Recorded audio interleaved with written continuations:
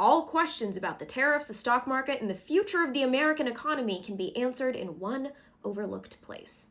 So for context, the stock market is where people, corporations, governments buy and sell pieces of ownership in companies, stocks.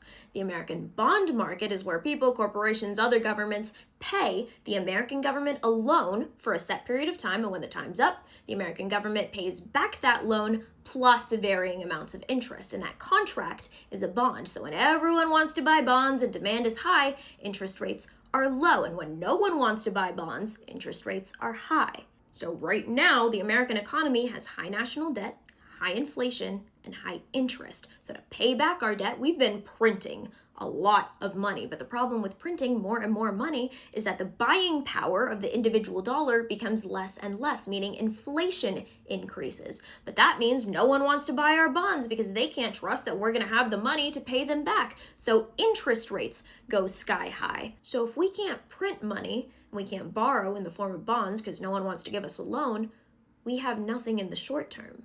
We go broke. There's breadlines. So what do we do when we have no money yet owe $30 trillion worth of debt plus about $1 trillion a year in interest? We can't print much more money without destroying the value of the dollar, and we can't get enough loans through the bond market because no one wants to buy our junk bonds. So we need more loans at low interest. How do we do that?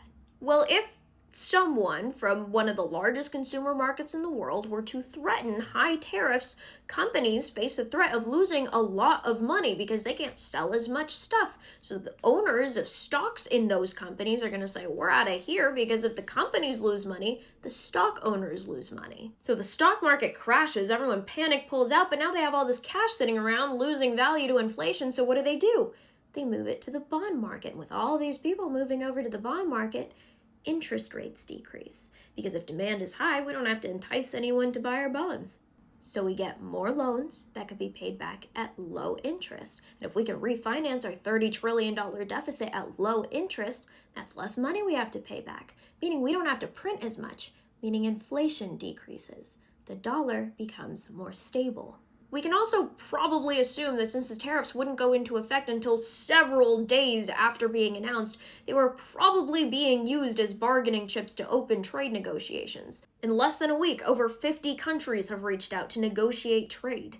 The EU offered a 0-for-0 tariff resolution. So did Israel. So did Argentina. So did Vietnam. So announcing the tariffs out of the blue scares everyone into our bond market, making interest rates lower so we don't have to print as much money, stabilizing the value of the dollar, and therefore enticing more people into our bond market. Then, in the few-day buffer period, we can actually negotiate tariffs with other countries to allow us to buy foreign goods that we don't make at a fair price and stop foreign goods that we do make from undercutting our stuff, which every country does.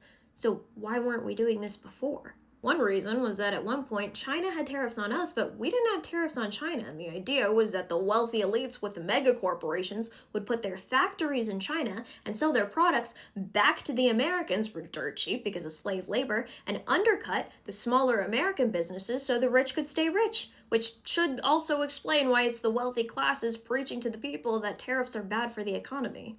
So as most things are, the tariffs are about the aristocracy versus the people. They don't care if the country goes bankrupt and people starve. They care if their company can't undercut yours. So in the short term, don't panic sell your stocks, do diversify your assets, and in the long term, when things don't make sense and there's public panic because people are confused, follow the money.